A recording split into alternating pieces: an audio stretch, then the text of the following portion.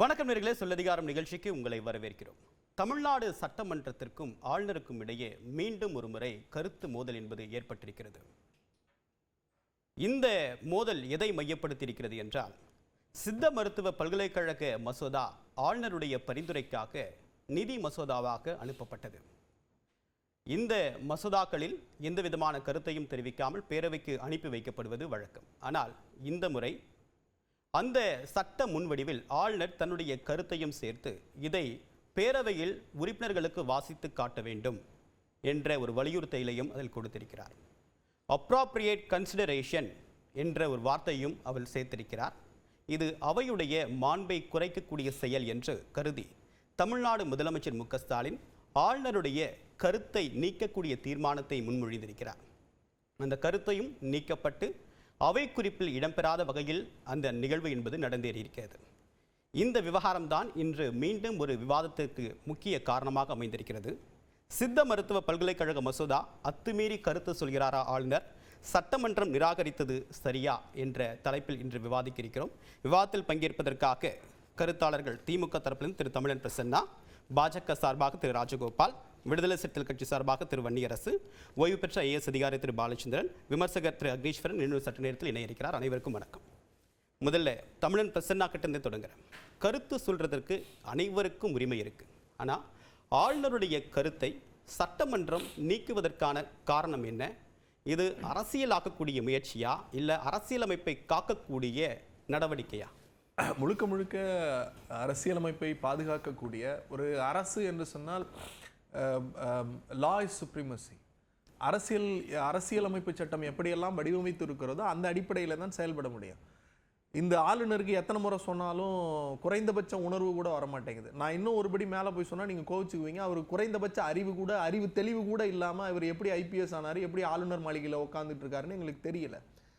உச்சநீதிமன்றம் ரொம்ப தெளிவா சொல்லு, நல்ல வார்த்தைகளை பயன்படுத்தலாம். புரிதல் இல்லாம இருக்காரு அப்படின்ற உங்க பார்வையை சொல்லுங்க.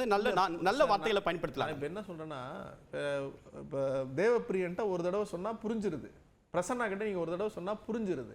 அப்ப புரியிறப்ப சொல்லலாம். உச்சநீதிமன்றம் கூப்பிட்டு you don't have any dictatorship power, சட்டமன்றம் தான் எல்லாம், உன் எத்தனை தடவை உன்னைய சொல்றது, நீ திருந்தவே மாட்டியா அப்படின்னு உச்சநீதிமன்றம் கேட்குது. நான் சொல்லல, ஆளுநரை பார்த்து கேட்கிறார். அப்படி கேட்கிறப்ப இல்லாத அதிகாரத்தில் என்னுடைய கருத்தை நீங்க டிஸ்கஸ் பண்ணணும் அப்படின்னு சொல்றது இல்லாத ஒரு விஷயத்த அவையினுடைய மாண்பை கெடுக்கிற வகையில கொண்டு போய் நீ டிஸ்கஸ் பண்ணு அப்படின்னு சொல்றது எந்த விதத்தில் நியாயம்? எதுக்கு ஃபினான்ஸ் பில் அனுப்புறோம்? இந்த பில்லை அனுப்புறப்ப there is no discussion. நீங்க முறைப்படி ஒரு இட்ஸ் அ ப்ரொசீஜர் சார். நான் இந்த வழக்கறிஞராக சொல்றேன், ஒரு தபால் பெட்டி தான் ஆளுநர் மாளிகை என்பது. ஒரு தபால் பெட்டி அவர்கிட்ட போடணும். அவர் யோசிக்கலாம் இதில் என்னெல்லாம் பண்ணலாம். ஆனால் அவரால் எதுவுமே பண்ண முடியாது. ஏன்னா சாதாரண மசோதாக்களுக்கும் மணி பில்லுக்கும் நிறைய வித்தியாசம் உண்டு. சாதாரண மசோதாக்களை அவர் கருத்து கேட்கலாம், அல்லது நிராகரிக்கலாம், அல்லது குடியரசுத் தலைவருக்கு அனுப்பலாம். ஆனால் மணி பில்லை பொறுத்த வரைக்கும் he don't have any opinion, he don't have any right because the constitution says that. அப்படி இருக்கிறப்ப அரசியலமைப்பு சட்டத்தை வரைமுறை மீறி என் கருத்தை நீ டிஸ்கஸ் பண்ணுன்னு அரசியலமைப்பு சட்டத்தால் கொடுக்கப்பட்ட அங்கீகாரத்தின் அடிப்படையில் தேர்ந்தெடுக்கப்பட்ட ஒரு அரசாங்கத்தையும் தேர்ந்தெடுக்கப்பட்ட ஒரு சட்டமன்றத்தையும் கொச்சைப்படுத்துவது போல, தனக்கு கொம்பு இருப்பது போல செயல்படுறதை எப்படி அனுமதிக்க முடியும்? ஆக இந்த அரசமைப்பு சட்டத்தை பாதுகாக்கிற ஒரு முதலமைச்சர் மரியாதைக்குரிய முத்துவேல் கருணாநிதி ஸ்டாலின் ரொம்ப தெளிவா, நீங்க வேற எந்த இடத்துல போயிருந்தாலும் இவ்வளவு நுணுக்கமா செஞ்சிருக்க மாட்டாங்க. முதலமைச்சர் ரொம்ப தெளிவா சொல்றாரு, இது டிஸ்கஸ் பண்ண வேண்டிய அவசியமே இல்லை, உன்னை ஏன் நான் கன்சிடர் பண்ணணும், நான் உனக்கு அனுப்புறேன், you are a post box, நீ எனக்கு திரும்ப அனுப்பணும், நான் பாஸ் பண்ணிட்டு போறேன், அவ்வளவுதான். இதுல இந்த நிதி மசோதா அப்படிங்கிறது கன்சாலிடேட் ஃபண்ட்ல தமிழ்நாட்டினுடைய சித்த மருத்துவ பல்கலைக்கழகத்துக்கு கொண்டு வராங்க சார். அந்த பல்கலைக்கழகம் கொண்டு வருவதனுடைய நோக்கம் என்பது உலகத்துக்கே சித்த மருத்துவத்தினுடைய அடையாளமாக இருப்பது தமிழ்நாடு. அந்த தமிழ்நாட்டுக்கு ஒரு பல்கலைக்கழகம் தேவைப்படுது. அப்படி மத்திய அரசினுடைய நிதியை நாடாமல் மாநில அரசின் நிதியில் கல்வி வளர்ச்சி, அங்கதான் ரொம்ப முக்கியமான விஷயம். இது ஆளுநருக்குள்ள பாங்கா இதான்லாம் நான் பார்க்கல. மாநிலத்தினுடைய கல்வி வளர்ச்சியை, சாதாரண சாமானிய மக்களுக்கு கிடைக்க போகிற ஒரு பல்கலைக்கழகத்தை தடுத்து நிறுத்துகிற RSS-இனுடைய அயோக்கியத்தனத்திற்கு இவர் துணை போகிறார். ஏன் இதை சொல்றேன்னா, இந்த பல்கலைக்கழகத்தினுடைய இந்த சித்த மருத்துவம்ங்கிறது மரியாதைக்கும் போற்றுதலுக்கும் உரிய, இந்த உலகத்திற்கே சித்த மருத்துவத்திற்கு எடுத்து சொன்ன அயோத்திதாச பண்டிதர் அப்படிங்கிற அந்த பேர்ல தமிழ்நாட்டில் முதலில் ஒரு மருத்துவமனையை கொடுத்தது முத்தமிழறிஞர் டாக்டர் கலைஞர். அவருடைய ஆட்சி காலத்தின் நீட்சியாக ஒரு பல்கலைக்கழகத்தை கொண்டு வரணுங்கிறப்ப அதை தடுத்து நிறுத்தி சாமானிய ஏழை எளிய மக்கள் படிக்க விடாமல் தடுப்பதற்கான இந்த சூழ்ச்சி தான் இது அப்படிங்கிறது என்னுடைய பார்வை. அப்ராப்ரியேட் கன்சிடரேஷன் அப்படின்ற வார்த்தையை நீக்க வேண்டிய அவசியம் ஏன் ஏற்படுது? கடந்த காலங்களில் ஆளுநர் உரையில் எழுந்த சர்ச்சைக்கு பிறகு அவருடைய உரையிலும் பல அம்சங்கள் நீக்கப்பட்டது. இந்த நீக்கத்தை திமுக அரசு தன்னுடைய ஆதாயத்திற்காக பயன்படுத்துகிறதா? சார், நான் அந்த அப்ராப்ரியேட் கன்சிடரேஷன் அப்படிங்கிறது இருக்குல்ல, முதல்ல அந்த பில்லில் whether I have a right to comment or not, you are mere a recommendation box. Constitution says நீங்க வந்து 207 எடுத்துக்கிட்டாலும் சரி, அல்லது வந்து 199 எடுத்துக்கிட்டாலும் சரி, 197 எடுத்துக்கிட்டாலும் சரி, it is says very clearly that may be a recommendation. பரிந்துரை தான் பண்ண முடியும். You can't dictate. Consider my appropriate அப்படிங்கிற வார்த்தைக்கும் ரெக்கமெண்டேஷனுக்கு நிறைய வித்தியாசம் உண்டு. அப்ப கன்சிடர் அப்படிங்கிற இடத்துல நீங்க கொண்டு வர்றப்ப நீங்க ரெக்கமெண்டேஷன் என்பது வேறு, அப்ராப்ரியேட் அப்படிங்கிறது வேறு. அந்த இடத்துல ஒரு வார்த்தை தான் சட்டமன்றத்தினுடைய மாண்பையும் சட்டமன்ற உறுப்பினர்களுடைய உரிமையிலும் கை வைக்கிற செயலை அவர் பண்றார். முதல்ல ஏன் ஆளுநருடைய உரையிலிருந்து மரபு அப்படிங்கிறது தான் சார் ரொம்ப நாளாக பண்ணிக்கிட்டு இருக்காரு. அப்போ சட்டமன்றத்தில் தமிழ்நாடு அரசு தயார் செய்த உரையில் அவர் சமூக நீதியை விட்டுறாரு, தந்தை பெரியாரை விட்டுறாரு, அம்பேத்கரை விட்டுறாரு, சோஷியல் ஜஸ்டிஸை விட்டுறாரு, இந்த சமத்துவத்தை விட்டுறாரு. இதெல்லாம் யார் சார் விடுவா? இதெல்லாம் யார் விடுவா? அவங்களுடைய நோக்கம் என்ன? மாளிகையில் உட்காந்துக்கிட்டு புதிதாக ஒரு IAS அதிகாரிகள்கிட்ட சொல்றாரு, நான் ஒரு பில்லை நிப்பாட்டி வச்சுட்டாலே அதை ரிஜெக்ட் பண்ணதுக்கு சமம்னு. உச்சநீதிமன்றம் கேள்வி கேட்டுச்சா இல்லையா? இப்படி எத்தனை முறை சூடு போட்டாலும் அந்த பூனைக்கு வந்து நம்ம ஊர்ல சொல்லுவாங்கல்ல, எத்தனை முறை சூடு போட்டாலும் பூனை திருட்டு பாலை குடிக்க ஓடிக்கிட்டே இருக்குன்னு. எத்தனை முறை சொன்னாலும் தனக்கு இல்லாத அறிவுகளை பயன்படுத்தி தனக்கு இருப்பதாக நினைத்து கொண்டு சட்டமன்றத்தை சுரண்ட எத்தனைத்தால் இப்படிப்பட்ட விளைவுகளைத்தான் தேடி கண்டுபிடிக்க வரும்.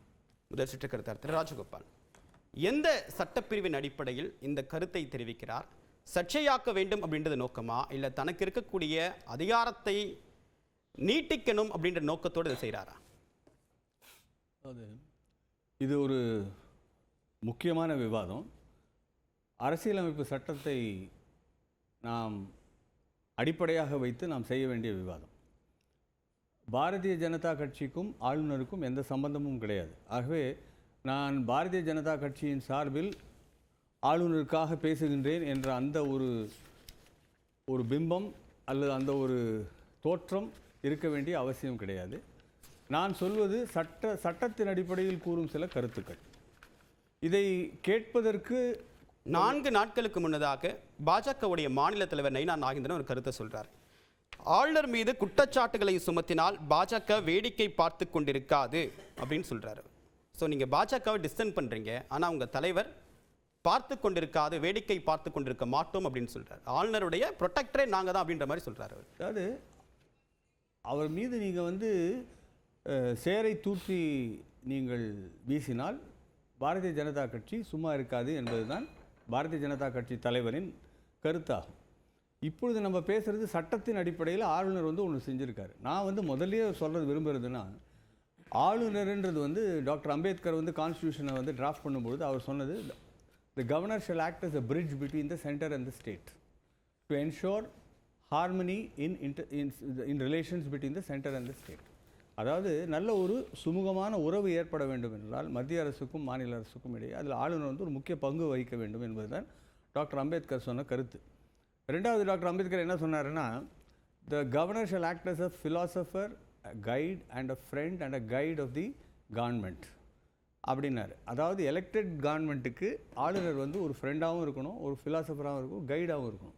கைடுனா என்ன செய்வாங்கன்னா, தன்னுடைய கருத்துக்களை தெரிவிப்பாங்க. தெரிவிக்கிறதுல எந்த தப்பும் கிடையாது. அரசாங்கம் தான் முடிவெடுக்கணும். அந்த முடிவின் அடிப்படையில் தான் ஆளுநர் வந்து செயல்பட்டு ஆக வேண்டும். அது வந்து the governor shall act on the advice of the council of ministers. அதில் ஒன்றும் டவுட்டே கிடையாது. ஆனால் கருத்துக்களே தெரிவிக்கக்கூடாது அப்படின்னு சொல்வது வந்து முற்றிலும் தவறு. ரெண்டாவது, ஆளுநருடைய பதவி என்பது ஒரு உயர்ந்த பதவி. கான்ஸ்டியூஷன் படி ஆளுநர் பதவி வேண்டும் என்பது தான் எங்களுடைய கூற்று. பலர் இப்போவும் ஆளுநர் பதவி இருக்குது, இல்லாத ஒரு பதவியை பற்றி நம்ம பேசலை. ஆகவே அந்த பதவி தேவையில்லை அப்படின்றத பேசுகிறதெல்லாம் அதெல்லாம் தேவையற்ற விவாதம். அப்போது அந்த ஆளுநருடைய அந்த பதவி அதனுடைய அந்தஸ்து என்ன அப்படின்னு நீங்கள் பார்த்தீங்கன்னா, ஆளுநருடைய பதவியுடைய அந்தஸ்து வந்து after the president, wise president and prime minister, அதுக்கு அடுத்தது வருது ஆளுநர். இன்ஃபேக்ட் சீஃப் ஜஸ்டிஸ் ஆஃப் இந்தியாவுக்கே ஆளுநரோட குறைந்த சம்பளம் தான், குறைந்த அந்தஸ்து தான் வாரண்ட் ஆஃப் பிரசிடென்ஸ் பார்த்தீங்கன்னா.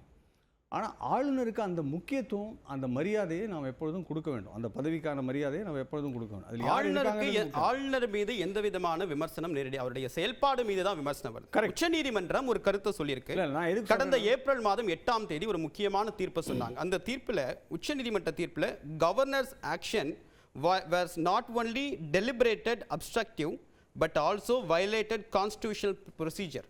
அரசியலமைப்புடைய அடிப்படை அமைப்புகளை மீறக்கூடிய வகையில் செயல்பாடு இருக்கு, அவர் வந்து இல்லீகலா இருக்கு, சட்டவிரோதமான செயல்பாடு இருக்கு அப்படின்னு சொல்லிட்டு உச்சநீதிமன்றம் தீர்ப்புல தெளிவா மென்ஷன் பண்ணி. அந்த ஜட்மெண்ட்டை பத்தி பேசணும்னா இல்ல, நீங்க ஆளுடைய செயல்பாடு நீங்க தான சொன்னீங்க, தனியா உங்களுக்கு நிறைய கால அவகாசம் தேவைப்படும். இல்ல, நீங்க தான் ஆளுநருடைய கைடு, ஒரு பிலாசபரா செயல்படணும், இரு மாநில மத்திய மாநில அரசுகளுக்கு இடையே ஒரு நல்ல தூதரா, கேட்டலிஸ்டா செயல்படணும் அப்படின்னு சொன்னீங்க. அதே ஆளுநர், அதே RN ரவியை தான் உச்சநீதிமன்றம் இப்படி ஒரு வார்த்தைகளால கண்டிச்சிருக்கு. அதாவது நம்ம பேச வேண்டியது இன்னைக்கு இருக்கிற சூழ்நிலையை பேசுவோம். நம்ம உச்சநீதிமன்றத்துடைய அந்த தீர்ப்பை பற்றி நாம் பேச வேண்டும் என்றால் அதற்கென்று உங்களுக்கு வந்து கால அவகாசம் போதாது. அதில் பற்றி நான் பேசுகிறதுக்கு நிறைய இருக்குது. அதுலேயும் டாக்டர் அம்பேத்கர் சொன்னது நம்ம சொல்ல வேண்டியிருக்கு. ஏன்னா டாக்டர் அம்பேத்கருடைய கருத்துக்கள் மிகவும் முக்கியமானவை.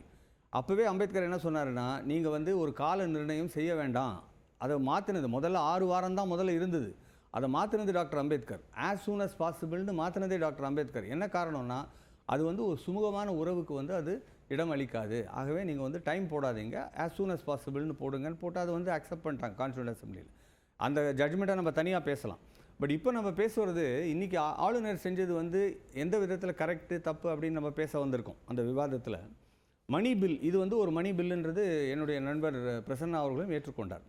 முதலமைச்சர் அவர்கள் சட்டசபையில் பேசும்பொழுது என்ன சொன்னார்னா, இந்த மசோதா, இந்த சட்ட முன்வடிவு நாங்கள் ஆளுநருக்கு அனுப்பிச்சோம். ஆளுநர் சில பிரிவுகளின் மீது சில கருத்துக்களை தெரிவித்து, இந்த கருத்துக்கள் சட்டமன்ற உறுப்பினர்களுக்கு தெரிவிக்கப்பட வேண்டும், அதன் மீது அவர்கள் அதை ஆலோசனை செய்து அதற்கு பிறகு சட்ட முன்வடிவை நீங்கள் அனுப்பலாம் அப்படின்ற மாதிரி தான் எனக்கு தாத்பரியமாக எனக்கு புரிஞ்சுது. எங்களுக்கு வந்திருக்கிற செய்தியின் அடிப்படையில் இதுதான் புரிஞ்சிருக்கு. இது தவறாக இருக்காதுன்னு நான் நினைக்கிறேன். அப்போது அதில் தான் மாற்றம் இருந்தால் சொல்லிவிடுங்க. அதுதான் கவர்னருக்கு செயலாளராக இருந்ததுனால whether money bill can be discussed or not. இல்லை, நான் வரேன், நான் வரேன். Simple question. அதாவது நான் இன்னைக்கு சப்ஜெக்ட் இன் டிபேட் என்னன்றதை நான் சொல்லிட்டேன்.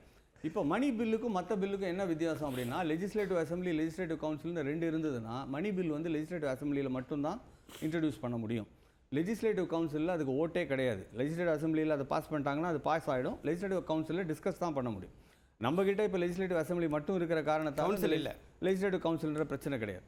இரண்டாவது, money bill shall be introduced in the assembly only with the prior approval of the governor அப்படின்றது கான்ஸ்டியூஷன்லேயே இருக்குது. இப்போ மணி பில் ஏன் not a prior approval, it's a recommendation. It's a recommendation. No, it's a approval. No sir. இல்ல article I will read out. Please read it. No, wait a minute. Whatever is there is there. What I'm trying to say is, once there is a recommendation from the governor, he recommends it to the assembly. Sir. Wait a minute, sir. Wait a minute. No, please allow me to finish my argument. No, this is too much. No, please. There are 4 people. This is not too much. I will not accept this. Wait a minute. நாங்க பேசுவாரு. This is not. I will not accept this. இல்ல உங்க கருத்து நீங்க சொல்லுங்க. இல்ல press. You don't teach Prasanna. You are lying in front of the public. Prasanna. You are lying. You are lying. Sir, I am having the constitution. Prasanna அனுமதிக்க முடியாது. I am having the constitution. Our மீக I am having the constitution. Prasanna அனுமதிக்க முடியாது. Read out it. இல்ல Prasanna. If you have a dare, read out it. Prasanna I am reading it out. இல்ல பிரசன்னா. பிரசன்னா இல்ல அனுமதிக்க முடியாது. இல்ல நீங்க என்ன பண்றீங்க? இல்ல அவருடைய நேரம் ஒரு விஷயத்தை அவர் முழுமையா சொல்லட்டும். அவர் முழுமையா சொல்லட்டும். இல்ல ப்ரீ பர்மிஷன்ங்கற வார்த்தை சட்டமன்றத்தை கொச்சைப்படுத்துற செயல். இல்ல அந்த வார்த்தை நான் permission- Constitution அரசியலமைப்புல Constitution படிச்சவன். ஆர்டிகல் 207 என்ன சொல்றாரு சொல்லட்டும். அது நான் இடம் தருவேன். நீங்க சொல்லுங்க. சும்மா இது பாருங்க. நீங்க சொல்லுங்க இடம் தரேன் நான் இங்க சொல்லுங்க. பாருங்க, இந்த மாதிரி எல்லாம் பேச நீங்க முடியாது. சொல்லுங்க. This is not a fish market. This is not a fish உங்களுடைய market. கருத்து- If he is going to talk like this, Prasanna, he is a Prasanna, fish நீங்க seller. சொல்றது இடம் இல்ல இது. அவர் மீன் விற்க வந்திருக்காரா, இங்க அவருடைய பேச கருத்தை வந்திருக்காரான்னு சொல்லணும். கேளுங்க. இல்ல, பிரசன்னா. அவர் மீன் விற்க பிரசன்னா, வந்திருக்காரா, இல்ல, பல பேச மேடைகளை வந்திருக்காரான்னு பார்த்தேன். கேளுங்க. பல இவ்வளவு மேடைகளை கொச்சையா பார்த்தேன். பேசுறா, இல்ல, நீங்க பேசுங்க. இல்ல. No, I can't running talk. Commentary allow பண்ண முடியாது. இல்ல. I will not talk. மக்கள்கிட்ட சொன்னா இவரை நீங்க நிறுத்த முடியும்னா நான் பேசுறேன். பிரசன்னா. இவரை நீங்க நிறுத்த முடியும்னா நான் பேசுறேன். Prasanna. You switch off his mic. Prasanna, You switch off his mic. Prasanna, let Prasanna. them Prasanna. Switch off his mic. Prasanna. Let them do it. Prasanna. It's a democracy, sir. I will give it a You are like acting your governor. I am no. You want to shut the democracy. இல்ல, You can control. இல்ல, fish market சொல்றது கேவலமானது. இல்ல, பிரசன்னா, அமைதியாவே பேசலாம். இது ஒரு நல்ல மன்றம். பல ஆயிரக்கணக்கான பார்த்துட்டு இருக்காங்க. இல்ல. என்ன நடுவுல தடப்பேனாக்க இல்ல, பிரசன்னா, ரன்னிங் கமெண்ட்ரி பாஸ் பண்ண கூடாது. நீங்க அவர் பேசும்போது நான் இல்ல, அமைதியா அதை நான் இருந்தேன். அலோவ் பண்ணல. நீங்க அதாவது, சொல்லுங்க. இந்த பாருங்க, கருத்துக்கு வாங்க. நான் சொல்ற ஒரு ரெண்டு பாயிண்ட் ஞாபகம் வச்சுக்கோங்க. கருத்துக்கு வாங்க. இந்த பாருங்க, நான் சொல்ற 2 பாயிண்ட் ஞாபகம் வச்சுக்கோங்க. இப்போ இங்க இருக்கிற ஸ்பீக்கர்ஸ்ல 3 ஸ்பீக்கர் வந்து ஆளுநருக்கு எதிராக பேச வந்திருக்காங்க. நானும் அக்னீஸ்வரும் ஆளுநருக்கு சாதகமாக பேசுவோமா இல்லையான்றது எங்களுக்கே தெரியாது. ஏன்னா நான் முன்னாடியே சொல்லிட்டேன், நான் ஆளுநருக்கு சாதகமாக பேச வரலன்னு சொல்லிட்டேன். அதுக்கப்புறமும் என்ன ஒரு வார்த்தை கூட பேச விடலன்னா எப்படிங்க? இல்ல, உங்களை பாஜக பிரதிநிதியா படிக்க வந்து கான்ஸ்டிடியூஷன் படிக்க தான் இல்ல, ஆரம்பிச்சேன். உங்களை பாஜக பிரதிநிதியா தான் உங்களை கூப்பிட்டுருக்கோம். நீங்க பேசுங்க. நான் வந்து ஆளுநருக்கு ஆதரவா I உங்களுக்கு am கூப்பிடல. not going to talk. No. இல்ல, Understand. நீங்களே சொன்னீங்க. No. கான்ஸ்டிடியூஷனை பற்றி எனக்கு எல்லா அம்சங்களும் நல்லாவே தெரியும். இப்போது நீங்கள் கான்ஸ்டியூஷனை பற்றி பேசணும்னு நினச்சிங்கன்னா நான் பேசுகிறேன். இல்லை இந்த மாதிரி கத்திட்டு நான் பேசுகிறத வந்து ஒவ்வொரு வார்த்தைக்கும் இடையூறு கான்ஸ்டிடியூஷன்ல என்ன சொல்லுது மட்டும் நீங்க கைண்ட்லி என்ன பேச விடுங்க கண்டினியூஸாக. இடைமறிக்கிறதுன்னு இருந்துச்சுன்னா நான் வாய் மூடிட்டு இருக்கேன், நீங்கள் 4 பேரும் பேசுங்க. எனக்கு ஒன்றும் பேசுறதுக்கு ஒன்றுமே கிடையாது. நீங்கள் வேணும்னே ஏதோ ஒரு கருத்து தான் இங்கே நிலவணும் அப்படின்னு நினச்சிங்கன்னா அப்புறம் எதுக்கு விவாதம்? எதிர் விவாதங்களை கேட்டு மாற்றான் தோட்டத்து மல்லிகைக்கும் மனம் உண்டுன்னு சொன்ன அண்ணாவுடைய கட்சியிலேருந்து வந்துட்டு இந்த மாதிரி நடந்துக்கிறது எனக்கு ரொம்ப விசித்திரமா இருக்கு. கருத்து மோதல் தான் ஜனநாயகத்துக்கு வலு சேர்க்கும். உங்க வாதத்தை நீங்க கருத்து முன்வைக்கலாம். அதுல எந்த விதமான தடை இல்லை. நீங்க வைங்க. இந்த மாதிரி ஒவ்வொரு வார்த்தைக்கும் நீங்க அது முடிந்து அது கடந்து அது போன நிமிஷம். அது இந்த நிமிஷத்துக்கு வந்துருங்க. இல்ல அதாவது ஃபைலில் அப்ரூவல் எப்பவுமே ஆளுநர்கிட்ட ஃபைலை அனுப்புவாங்க. அதுக்கு தான் ப்ரையர் அப்ரூவல் ஆன் ஃபைலுன்னு நான் சொன்னேன். பர்மிஷன்ற வார்த்தையை நான் உபயோகப்படுத்தவே இல்லை. ரெக்கமெண்டேஷன் வந்து எதுக்கு போகுது? Recommendation of the governor goes to the assembly for consideration. எப்போ ரெக்கமெண்டேஷன் போகுது? ஆளுநருடைய ரெக்கமெண்டேஷன் வந்து goes to the assembly for consideration of the house. இதுக்கு தான் போகுது மணி பில். இப்போ மணி பில்லுக்கு மட்டும் ஏன் இந்த மாதிரி ஒரு ப்ரொவிஷன் வச்சாங்க? அதை பற்றி யாரும் சொல்கிறதுக்கு இங்கே தெரியுமான்னு எனக்கு தெரியல. ஆனால் நான் தெளிவாக சொல்கிறேன், தெளிவான ஒரு விவாதம் வேண்டும் என்றால் நான் கருத்துக்களை சொல்வதற்கு தயார். சொல்லுங்க. கான்ஸ்டியூஷன்லேருந்து படிக்கணும்னா கான்ஸ்டியூஷன் புக்கு என்கிட்ட இருக்குது, படிங்க. ஆனால் எதையுமே நாங்கள் கேட்க வேண்டியதில்லை. ஆளுநர் தவறு நீங்கள் முடிவு எடுத்துட்டீங்கன்னா நான் பேசுகிறதுக்கு ஒன்றுமே கிடையாது. இது வந்து ஒரு ஜனநாயக விவாதமாக இருந்தால் நீங்கள் எதிர்கருத்துக்களையும் கேட்பதற்கான பொறுமை இருக்கணும். அந்த பொறுமையே இல்லாமல் இருந்தால் நம்ம ஒன்றுமே விவாதம் நடத்த முடியாது. இப்போ ஆளுநருக்கு மணி பில்லுக்கு மட்டும் ஏன் ப்ரையர் அந்த ரெக்கமெண்டேஷன் ஏன் அந்த அப்ரூவல் ஆன் ஃபைல் வாங்கிட்டு எதுக்கு ரெக்கமெண்டேஷன் அனுப்புகிறாங்க? ஏன்னா மணி பில் வந்து அந்த ஒரு ஸ்பெஷல் ஸ்டேட்டஸ் கொடுக்கப்பட்டிருக்கு கான்ஸ்டியூஷன். இப்போ இந்த சித்த மருத்துவ பல்கலைக்கழக சட்ட முன்வடிவை பொறுத்த வரைக்கும் இதை மணி பில்லாக அரசாங்கம் ட்ரீட் பண்ணி இதை ஆளுநருக்கு அனுப்பிச்சிருக்காங்க. அப்போ ஆளுநர் வந்து சில கருத்துக்களை தெரிவித்து இந்த கருத்துக்களை நீங்கள் விவாதித்து நீங்கள் சட்ட முன்வடிவு வந்து மீண்டும் எனக்கு அனுப்புங்கன்னு சொல்லியிருக்காரு. இப்போது ஆளுநர் செய்தது தவறா சரியா என்பதை பற்றி நான் பேச இங்கே வரவில்லை. ஆனால் அந்த மணி பில்லுடைய முக்கியத்துவம் என்னன்றதுன்னா, ஆளுநர் வந்து இப்போது மணி பில்லை மீண்டும் ஆளுநருக்கு பாஸ் பண்ணி அனுப்பிச்சாங்கன்னா ஆளுநர் வந்து அந்த பில்லை ஹவுஸுக்கு ரீகன்சிடரேஷனுக்கு அனுப்ப முடியாது. மணி பில்லை தவிர மற்ற பில்லெல்லாம் இருந்துச்சுன்னா அந்த பில் ஆளுநருக்கு போகும்போது ஆளுநர் வந்து அதை மீண்டும் நீங்கள் பரிசீலனை செய்ய வேண்டும் என்று அவர் சட்டமன்றத்திற்கு அனுப்புவதற்கான அதிகாரம் இருக்கின்றது. ஆனால் அரசியலமைப்பு சட்டத்தில் மணி பில்லை பொறுத்தவரையில் ஆளுநர் வந்து அதை ரீகன்சிடரேஷன் ஆஃப் த அசம்பிளிக்கு திரும்ப அனுப்ப முடியாது. ஆகவே ஆளுநர் என்ன நினைச்சிருப்பாருன்னு நான் நினைக்கிறேன். இது வந்து என்னுடைய யூகம்தான். ஆளுநர் ஏன்னா இந்த ஃபேமஸ் கேஸ் நீங்களும் குறிப்பிட்டீங்க, சுப்ரீம் கோர்ட்டில் ஏப்ரலில் ஜட்ஜ்மெண்ட் ஆன கேஸை பற்றி நீங்களும் குறிப்பிட்டீங்க. அந்த கேஸில் சுப்ரீம் கோர்ட் என்ன சொல்லியிருக்காங்க, டைம் லைன்லாம் ஃபிக்ஸ் பண்ணியிருக்காங்க ஆளுநருக்கு, பிரசிடெண்ட்டுக்கு. அதுக்கு பிறகு வந்து அது கான்ஸ்டியூஷன் பெஞ்சு தான் அதை எக்ஸாமின் பண்ணணும்னு சொல்லி ஒரு ஒப்பீனியன் வந்து ஒரு பெட்டிஷன் போடப்பட்டு அரசாங்கத்துலேருந்து ரெக்கமெண்டேஷன், அது ஒரு பெரிய விவாதம். அந்த கேஸ் இப்போ நம்ம பிரசிடென்ட்டோட இதுலேருந்து ரெஃபரன்ஸ் போயிருக்கு. இப்போ அந்த கேஸ் இப்போ நடந்துகிட்ருக்கு சுப்ரீம் கோர்ட்டில். முன்பு இருந்த கேஸில், அந்த ஏப்ரல் மாதம் ஜட்ஜ்மெண்ட் வந்த அந்த கேஸில் Tushar Mehta, learned solicitor general of India என்ன சொல்லியிருக்காருன்னா, money bill since it is introduced with the approval of the governor cannot be sent back to the house for reconsideration. எப்போ வந்து சுப்ரீம் கோர்ட் அவரை கேள்வி கேட்டாங்க, அப்போ மணி பில்லுக்கு எப்படி அப்படின்னு கேட்டபோது அவர் சொன்னார், ரீகன்சிடரேஷனுக்கு அனுப்ப முடியாது கவர்னர். ஏன்னா அது முன்னோட அவருடைய அப்ரூவலோட, அவருடைய ரெக்கமெண்டேஷனோட தான் அந்த பில்லே இன்ட்ரடியூஸ் ஆகுது அப்படின்னு சொல்கிறாங்க. அப்ரூவல்னு நான் சொல்கிறது வந்து ஃபைலில் அப்ரூவல், அதாவது நீங்கள் அப்ரூவலையும் ரெக்கமெண்டேஷனும் கை. எனக்கு ஒரு கிளாரிட்டி கொடுங்க. இப்போ மக்களால் தேர்ந்தெடுக்கப்பட்ட பிரதிநிதிகள் தான் ஒரு சட்ட முன்வடிவிலையோ மசோதாவிலையோ ஒரு திருத்தங்களையோ இல்லை ஒரு மாற்றங்களையோ சில பரிந்துரைகளையோ கொடுக்க முடியும். ஆளுநருக்கு ஒரு மசோதாவில் திருத்தங்கள் மேற்கொள்வதற்கோ எந்த விதமான மாற்றங்கள் செய்வதற்கோ அதிகாரம் இல்லை அப்படின்றது உச்சநீதிமன்றம் பல உத்தரவுகளை சொல்லியிருக்கு. இதில் ஹவுஸில் என்னுடைய ரெக்கமெண்டேஷனை, என்னுடைய கருத்துக்களை நீங்கள் படிங்க, பதிவு பண்ணுங்க, இந்த இதில் இந்த உட்பிரிவில் எனக்கு இருக்கக்கூடிய கருத்துக்களை நீங்கள் சொல்லுங்கள் அப்படின்றத எந்த இடத்துல கான்ஸ்டியூஷனில் சொல்லியிருக்கு? அதாவது ஆளுநர் வந்து கருத்துக்களை வந்து தெரிவிக்கக்கூடாதுன்னு எங்கேயும் கிடையாது. அதாவது when he refers the bill back to the house for consideration, normal பில்லை சொல்கிறேன், நான் மணி பில்லை பற்றி பேசலை. நார்மலாக ஒரு பில்லை ரீகன்சிடரேஷனுக்கு ஹவுஸுக்கு அனுப்பும்பொழுது அவர் கமெண்ட்ஸு இல்லைனா அவர் ரிமார்க்ஸு எல்லாரோட ஒப்பீனியனு வியூஸு போட்டு அவர் அனுப்புறதுக்கு அவருக்கு முழு உரிமை இருக்குது நார்மல் பில்லை பொறுத்த வரைக்கும். மணி பில்லை பொறுத்த வரைக்கும் அவர் ஒரு குறுக்கீடு இருக்கு. அவர் கருத்து சொல்ல உரிமை எல்லா இடத்துல இருக்கு. எல்லா பில்லையும் அவருடைய கருத்துக்கள் கமெண்ட்ஸ் அப்படின்றது போடலாம். கடந்த காலங்களில் பல சட்ட முன்வடிவில் அந்த கருத்துக்கள் போடாமே அமைச்சிருக்காரு, போட்டும் அமைச்சிருக்காரு. ஆனால் அது சட்டமன்றத்தில் சொல்லுங்க, அவை குறிப்பில் ஏற்றுங்க அப்படின்றதுக்கடை சொல்றதுக்கான சட்டம் இருக்கா? இல்லை, ஆளுநர் வந்து he is the head of the house. அதாவது லெஜிஸ்லேட்டிவ் அசம்பிளியை பொறுத்த வரைக்கும் அதனுடைய தலைவரும் ஆளுநர் தான். ஸ்பீக்கர் வந்து தினசரியாக அந்த நடவடிக்கைகளை நடத்துகிறாரே தவிர, ஆண்டுக்கு ஒரு முறை வந்து ஆளுநர் வந்து கவர்னர்ஸ் அட்ரஸ் வந்து ஏன் அசம்பிளியில் வந்து கொடுக்குறாரு அப்படின்னா, ஸ்பீக்கர் வந்து அவரோட தன்னுடைய இருக்கையை வந்து ஆளுநருக்கு கொடுப்பார். அன்றைக்கி ஆளுநர் வந்து உரையாற்றுவார். ஸ்பீக்கர் வந்து அடுத்த அந்த நாற்காலியில் தான் உட்காந்துருப்பார். ஏன்னா ஆளுநர் is the head of the assembly also. அதனால் அந்த அசம்பிளின்றது வந்து எப்படின்னா overall as the head of the government, அந்த விதத்தில் அவர் வராரு. ஆளுநர் இல்லாமலேயே பல சட்டமன்றம் தொடங்கியிருக்கு. சட்டமன்றத்துடைய முதல் கூட்டம் நடந்திருக்கு. அதாவது அதெல்லாம் வந்து நீங்கள் ஒரு பழக்க வழக்கங்கள், நம்ம கன்வென்ஷனை ஃபாலோ பண்ணுறதை பற்றி நான் பேசுகிறேன். பழக்கங்கள் இப்போ ஒவ்வொரு ஆண்டும் நம்ம தமிழ்நாடு அரசை பொறுத்த வரைக்கும் அவங்க வந்து அந்த பழக்க வழக்கங்களை சரியாக தான் அவங்க ஃபாலோ பண்ணிட்டு வராங்க. நான் சில மாநிலங்களில் அது இல்லாமல் இருக்கலாம், அது வந்து அந்த பழக்கத்துலேருந்து அவங்க மீறி இருக்கலாம். ஆனாலும் இப்போது மணி பில்லை பொறுத்த வரைக்கும் ஆளுநரால் திரும்பவும் ரீகன்சிடரேஷனுக்கு அனுப்புவதற்கு வாய்ப்பு கிடையாது. சரி, இதை முதல் சுட்டு கருத்தை எடுத்துக்கிறேன். திரு பாலச்சந்திரன் சார். இல்லை, அது முடிச்சிடுறேன். ஒரே ஒரு பாயிண்ட் அதில் அது ஒரே ஒரு லைன் சொல்லுங்கள் சார். ஆகவே ஆளுநர் என்ன நினைச்சிருக்கலாம் தான் நான் சொல்கிறேன். அதாவது நான் வந்து ஆளுநருக்காக வாதாட வரவில்லை என்பதை முதலிலேயே குறிப்பிட்டு விட்டேன். ஆளுநருக்கும் பாரதிய ஜனதா கட்சிக்கும் எந்த சம்பந்தமும் கிடையாது என்பதையும் குறிப்பிட்டு விட்டேன்.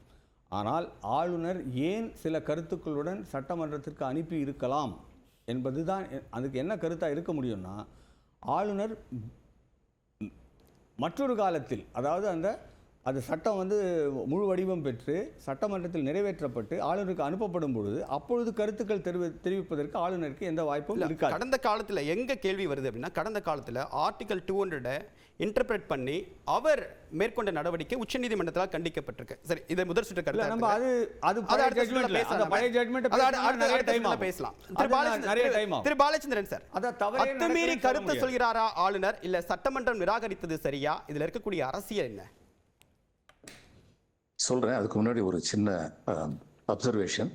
திரு ராஜகோபால் பேசும்போது அக்னீஸ்வரன் என்ன சொல்லுவான்னு எனக்கு தெரியாது, ஆனால் மற்ற 3 பேருமே கவர்னருக்கு எதிராக பேச வந்திருக்காங்க அப்படின்னு சொன்னார். என்னை பற்றிய அப்படிப்பட்ட ஒரு கருத்து வரம்பு மீறிய சொல்ல நினைக்கிறேன். நான் என்ன பேச போறேன்னு தெரியாம மற்ற 3 பேர் சொன்னீங்க. இல்ல, எனக்கு நீங்க பெயிண்ட் பண்ண வேண்டாம் ராஜகோபால் சார். எனக்கு நீங்க பெயிண்ட் பண்ண வேண்டாம். எனக்கு நீங்க பெயிண்ட் பண்ண வேண்டாம். சரி, எனக்கு நீங்க பெயிண்ட் பண்ண பத்தி பேசல. எனக்கு ஒவ்வொரு நாளும் ஒரு பெயிண்ட் அடிக்கிறாங்க. நீங்க புது பெயிண்ட் அடிக்க வேண்டாம். சரி, உங்களை பத்தி சொல்லுங்க. சரி, ஐ டேக் மிஸ்டர் ராஜகோபால்ஸ் வேர்ட்ஸ். என்னை பத்தி அவர் பேசலன்னா நான் அது கண்டினியூ பண்ணாத. இப்போ கவர்னருக்கு என்ன அதிகாரம் இருக்கு அரசியல் சட்டத்தில்னு சொல்லி பார்ப்போம். ஒரு மசோதா வந்து சட்டமன்றத்தில் வந்து பாஸ் பண்ணப்பட்டு இவருக்கு வந்ததுன்னா அதில் வந்து அவர் வந்து 3 விதமான நடவடிக்கை எடுக்க முடியும். ஒன்று, அந்த மசோதாவை ஏற்றுக்கலாம், இல்லது அரசுக்கு திருப்பி அனுப்பலாம். இந்த மசோதா பற்றி எனக்கு இந்தந்த கருத்துக்கள்லாம் இருக்குன்னு சொல்லிட்டு அரசுக்கு திருப்பி அனுப்பலாம். அல்லது அந்த மசோதா அந்த மாநிலத்தை மீறி உள்ள பகுதிகளையும் சம்பந்தப்பட்டதாக இருந்தால் அது குடியரசுத் தலைவருக்கு ஒப்புதலுக்கு அனுப்பலாம். இந்த 3 தான் அவருக்கு உள்ள ஆப்ஷன். இதில் வந்து சட்டமன்றத்தில் என்னுடைய வியூஸை பிளேஸ் பண்ணுங்கன்னு சொல்கிறதுக்கு வந்து கவர்னருக்கு வந்து எனக்கு தெரிஞ்ச அளவில் அரசியல் சட்டத்தில் எங்கேயுமே அப்படி கூறப்படவில்லை. சட்டமன்றம்ங்கிறது இங்கே வந்து நம்முடைய இந்திய அரசியல் சட்டம் வந்து 3 அமைப்புகளை பூரண சுதந்திரம் பெற்ற அமைப்புகளாக சொல்லியிருக்கு. Legislature, executive and judiciary. இவங்க 3 பேரும் அவங்கவுங்களுடைய ஏரியாவில் பூரண சுதந்திரம் பெற்றவர்கள்.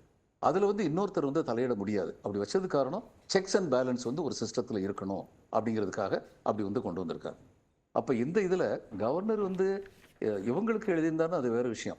அரசுகிட்ட வந்து நான் வந்து on file I have approved but I have this observation அப்படின்னு சொல்லியிருந்தாருன்னா வேறு விஷயம். ஆனால் நீங்கள் சட்டமன்றத்தில் இதை பிளேஸ் பண்ணுங்க அப்படின்னு சொல்கிறது வந்து சட்டமன்றத்துடைய உரிமையை மீறுவதாகத்தான் பொருள். அதனால வந்து மாநில அரசு வந்து அவங்களுடைய கருத்தை வந்து சட்டமன்றத்தில் சொல்லியிருக்காங்க.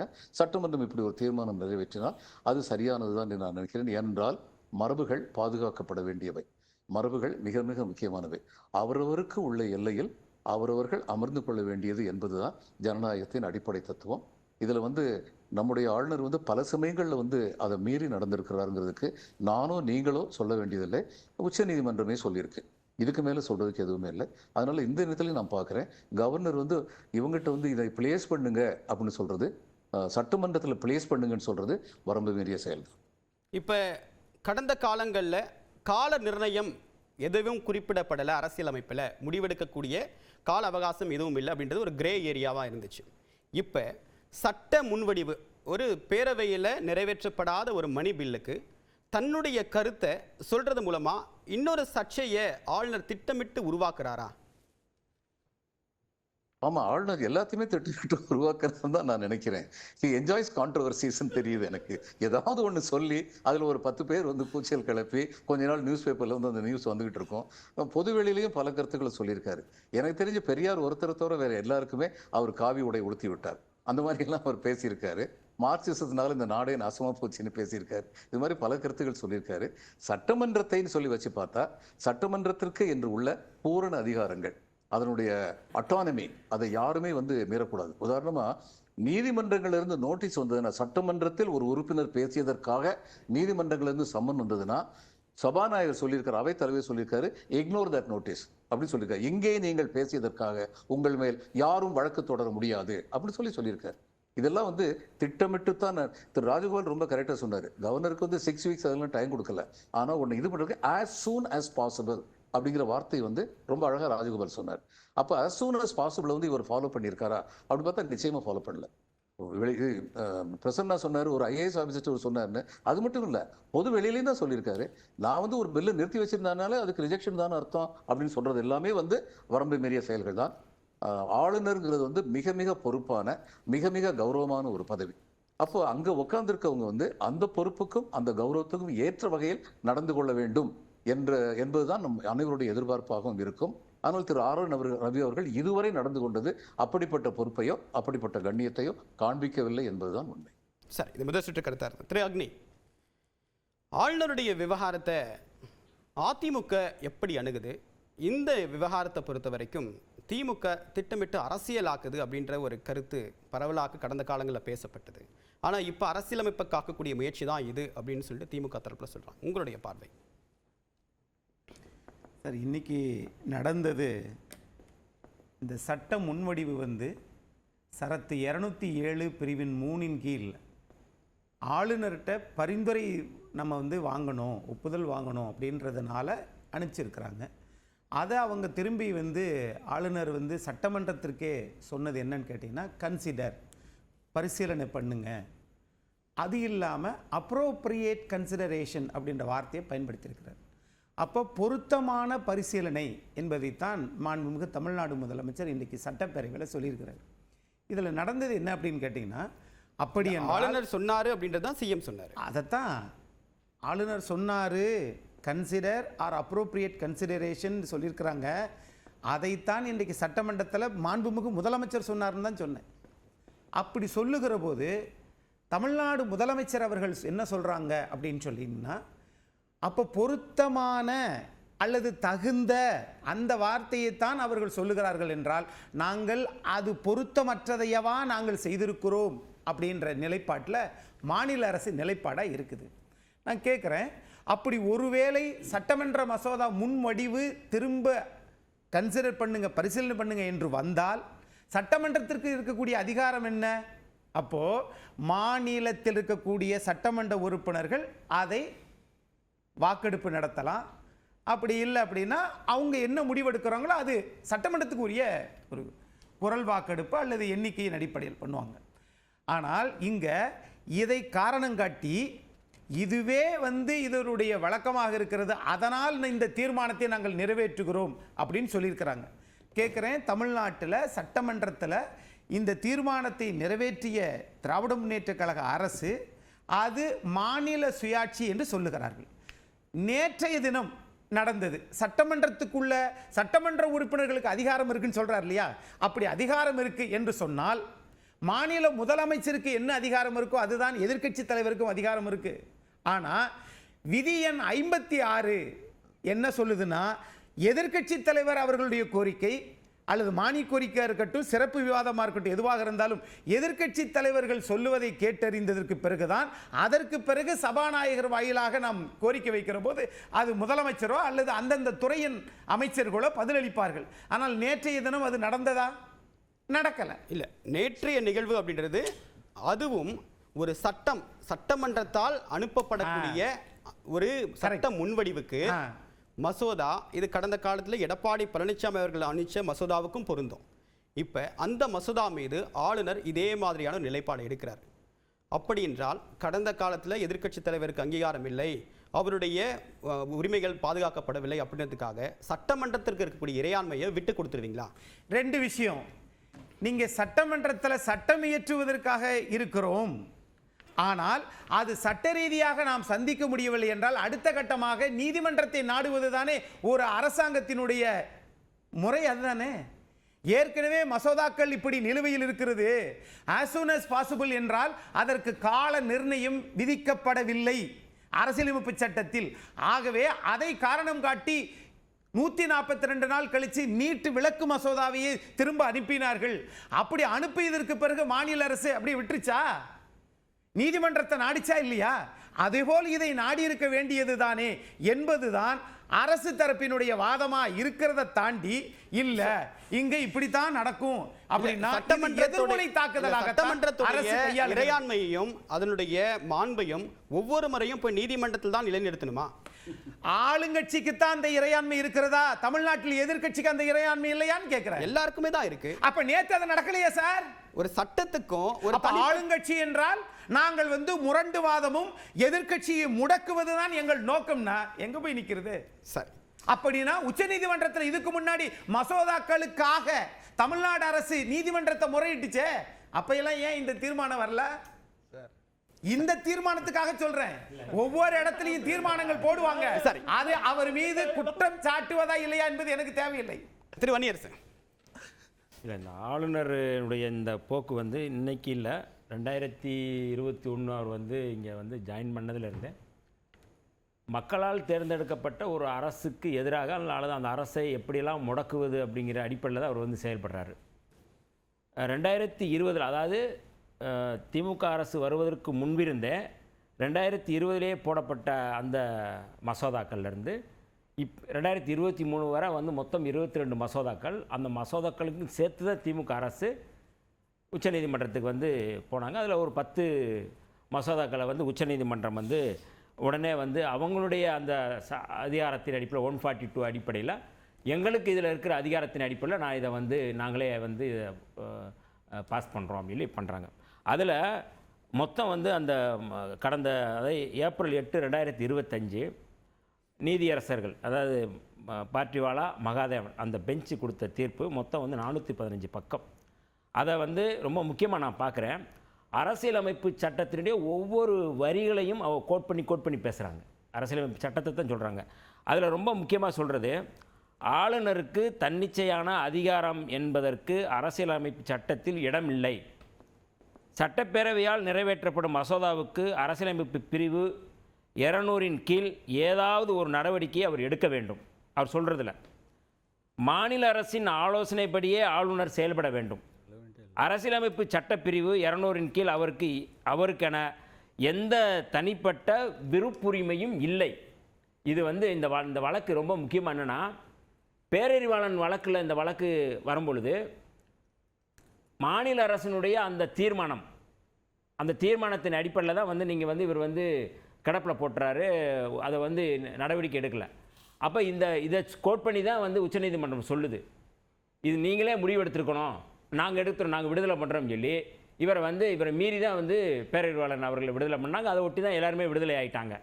இப்போ தமிழ்நாடு அரசு மக்களுக்கான அந்த மக்களுக்கான மசோதாக்கள், மக்களுடைய நலத்திட்டங்கள் அல்லது மக்களுக்கான என்னென்ன செய்யணுமோ தொடர்ந்து இதை செய்யணும் அப்படிங்கிற அடிப்படையில் இந்த மசோதாக்கள் கொண்டு வரும் பொழுது அதற்கு தொடர்ந்து முட்டுக்கட்டை போடுற ஒருவராக தான் இருக்கிறார். இது எப்படி இருக்குன்னா, மாண்புமிகு உச்சநீதிமன்ற நீதியரசர் B.R. ஹவாய் அவர்கள் மீது ஒரு சனாதனி ஷூ எடுத்து எரியறதுக்கு முயற்சி பண்ணுறாரு அப்படின்னா அந்த மாண்பை சீர்குலைக்கிறது. அரசியலமைப்பு சட்டத்தின் அடிப்படையில் உச்சநீதிமன்றம் தான் ஒரு சுப்ரீம், அதுதான் பாதுகாக்கக்கூடியது. அந்த இடத்துல எப்படி நீங்கள் ஷூ எடுத்து ஒரு சனாதனி எரிஞ்சிட்டு கடவுள் சொன்னார் நான் செஞ்சேன் அப்படின்னு சொல்லி எப்படி அரசியலமைப்பு சட்டத்துக்கு எதிராக அவர் எப்படி செயல்பட்டாரோ அப்படி செயல்பட்டு கொண்டு இருக்கிறார் RN ரவி அவர்கள்.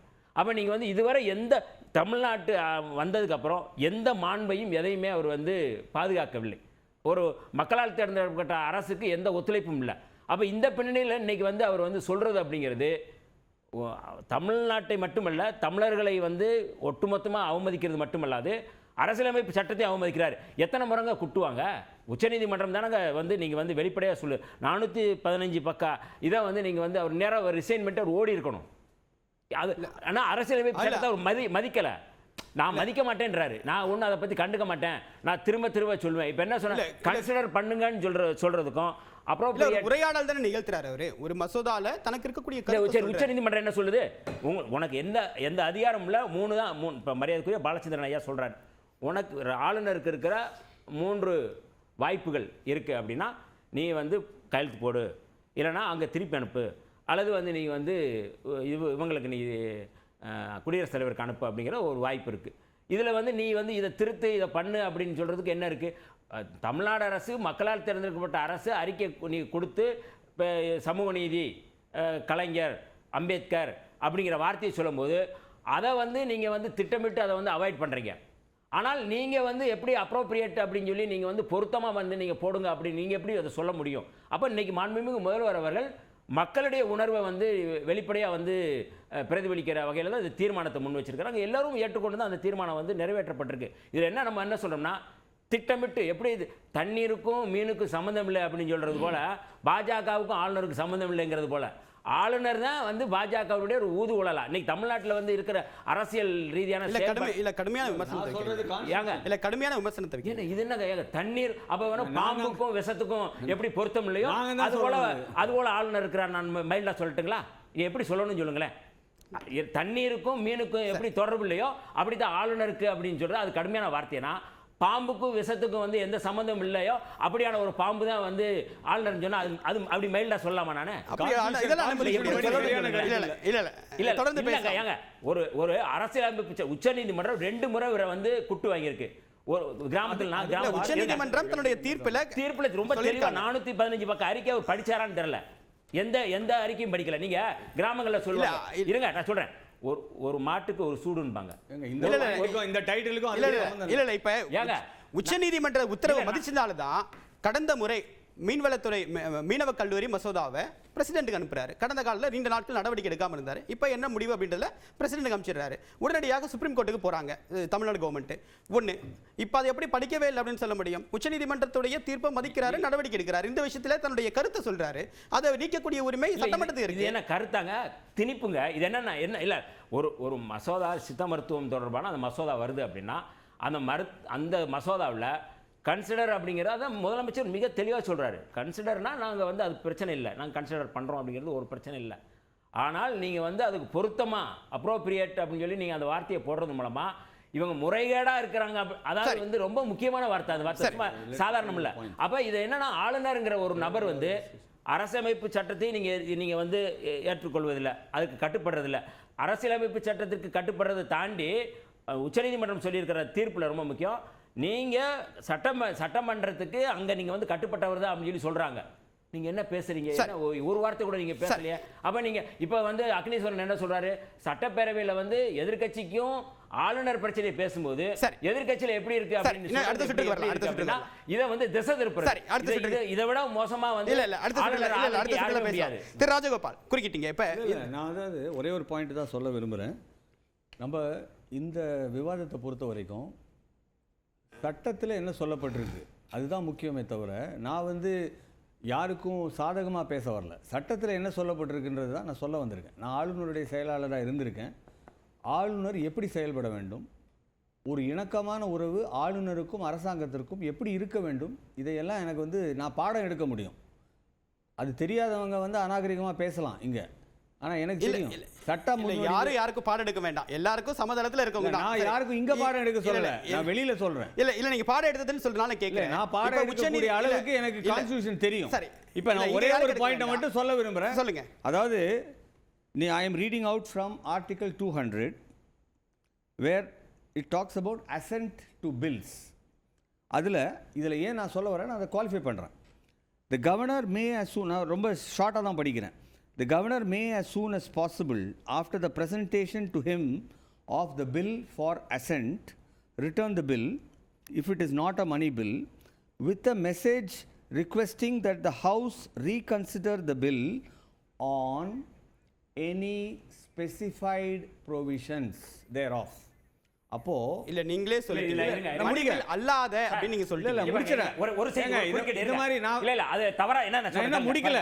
அவரை முடிச்சிட்டோம். இல்ல அவர் முடிச்சிட்டோம். இல்ல நான் ஒரு வார்த்தை வேண்டாம் வேண்டாம். say you have given me the அடுத்த சுட்டுக்கு வர நான் ஒரு நிமிஷம் அதுல உச்சநீதிமன்றத்தில் இருங்க. உச்சநீதிமன்றத்தில் நவம்பர் 13 2023 உச்சநீதிமன்றம் சொல்லுது, ஐ வித் ஹோல்டு அசன்ட், நான் ஒப்புதல் அளிப்பதை நிறுத்தி வைக்கிறேன் சொல்வதற்கு அதிகாரம் இல்ல. சரி, நாட் அசன்ட். ஏங்க நீங்க இவர் வந்து ஒரு ஐஏ நீங்க இருங்க ஆளுநர் அவர் பேச ஒண்ணு பேச வெயிட் பண்ணுங்க. அவர் பேச இந்த மாதிரி பின்ன ஐஏஎஸ் ஆஃபீசர்னா என்ன அர்த்தம்? என்ன தவறு இது அனுமதி ஒரு அநாகரிகமா பேசுறது எப்படி அனுமதிக்க முடியும்? பிரச்சனை நீங்க பேசாதீங்க. வர உங்களுக்கு வர வெயிட் பண்றேன். அவர் பர்சனல் அட்டாக் பண்றாரு. எப்படி ராஜகோபால் அவர் என்ன பர்சனல் அட்டாக் பண்றீங்க? ராஜகோபால் நீங்க எப்படி பேச கூடாது? நீங்க ஐஏஎஸ் தான ராஜகோபால் நீங்க ஆளுநர் நீங்களாக செலக்ட் பண்ணீங்க. எப்படி நீங்க உதவியாளரா இருந்தீங்க? ஏன் இருக்க முடியாது? இப்படி உங்களுக்கு எப்படி தெரியாம இருக்கு? எப்படிங்க அப்பாயிண்ட் பண்ணல கவர்மெண்ட்ங்க. அப்படி இல்ல அப்படி அந்த மாதிரி அன்பார்லிமெண்டரி வேர்ட்ஸ் அலோ பண்ண முடியாது. இல்ல எல்லாரும் பல மேடைகளை பார்த்து கனிமன வார்த்தைகளை பயன்படுத்துறாங்க. இல்ல அனுமதிங்க. அவர் தேவை இல்லாம அவரை கருத்துக்கு வந்துருங்க. இல்ல கருத்துக்கு வந்துருங்க. ஒரு கேள்விக்கு பதில் சொல்ல இல்ல கருத்துக்கு பாயிண்ட் இது அனுமதிக்க முடியாது. இல்ல இந்த மாதிரி வார்த்தைகளை அனுமதிக்க முடியாது. நீங்க கருத்துக்கு வந்துருங்க. கருத்துக்கு பாருங்க, நீங்க பர்சனல் அட்டாக்ஸ் அவாய்ட் பண்றது தான் பெட்டர். நடுவுல பேசும்போது நீங்க எப்படி சொல்லலாம்? நீங்க இல்ல அவர் தனிப்பட்ட முறையில லாய்க்கு பண்ணி அப்படி சொல்ல முடியாது. இல்ல அந்த மாதிரி வார்த்தைகளை அனுமதிக்க முடியாது. கவர்மெண்ட் அப்பாயிண்ட் பண்றாங்க. தீர்ப்பு நான் படிக்கிறேன். கேட்டிங்க, நான் நேரா படிக்கிறேன். வெயிட் பண்ணுங்க. நீங்க பேசுங்க. இல்ல எனக்கு the constitution says சொல்லுங்க. see if people are not willing to listen, you will never understand the legal provision. நீங்க ரிப்பீட் படிச்சிட்டே இருக்க முடியாதுங்க. இல்லங்க, சட்டத்துல இருக்கிற தெளிவுரை வேணும்னா நீங்க ஒரு நிமிஷமாவது கண்டினியூஸா பேசுறதுக்கு அனுமதிக்கணும். அப்பதான் முடியும். அதாவது அரசியல் பேசலாம். நான் அரசியல் பேச வரல. அரசியல் பேசணும்னா நான் அதுக்கும் பேசுறேன். ஆனா சட்டம் முதல்ல புரிஞ்சுக்கணும். ஆளுநருக்கு மெசேஜ் அனுப்புவதற்கு அதிகாரம் இருக்கு அண்டர் ஆர்டிகல் 200. நம்பர் 1 மணி பில்லுக்கு இருக்கா சொல்றேங்க. நான் பதில் சொல்றேன். மணி பில்லுல இருக்கா இல்ல மணி பில்லுல இருக்கா சொல்றேங்க. சரி சொல்லுங்க. சொல்றேங்க, வெயிட் பண்ணுங்க. அது 4 தடவை சொல்ல வேண்டாம். மணி பில்லுல அது வந்து ஸ்பெசிஃபிக்கா போடப்பட்டிருக்கு. நான் போன தடவை சொன்னேன், அவர் வந்து மெசேஜோ ரீகன்சிடரேஷனுக்கும் அனுப்ப முடியாது. ஆகவே தான் ஆளுநர், இதுதான் நான் முன்னாடியே சொன்னேன், அவர் இந்த யூகத்தின் அடிப்படையில் அனுப்பி இருக்கலாம் அப்படின்னு தான் சொன்னேன். அவர் எந்த யூகத்தில்னா ரீகன்சிடரேஷனுக்கு அனுப்புவதற்கு அவருக்கு எந்த அதிகாரமும் கிடையாது மணி பில்ல. இருங்க ஒரே நிமிஷங்க. மோஸ்ட் இம்பார்ட்டன்ட் சென்டென்ஸ்ல நீங்க நிறுத்தாதீங்க. இல்ல என்னோட introduction of the money bill stage has to get the approval. அந்த ரெக்கமெண்டேஷன் எதுக்கு வருது அப்படின்னா, ஃபைலில் அப்ரூவல் வாங்குறது எதுக்குன்னா, ஆளுநருடைய அனுமதியோட ரெக்கமெண்டேஷன் பரிந்துரையோட அந்த பில் வந்து அனுமதி வேற பரிந்துரை வேறங்க. வெயிட் அ மினிட்ங்க. அனுமதி நான் சொல்றது வந்து ஃபைலில் அப்ரூவல் நான் சொல்றேன். ஃபைல் அனுப்பப்படுகிறது ஆளுநருக்கு. ஃபைல் அவர் அப்ரூவ் பண்ணிட்டு தன்னுடைய பரிந்துரைகளை அவர் அனுப்புறாரு. அந்த Okay. பரிந்துரைகள் சட்டமன்றத்தில் விவாதிக்கப்படணும்.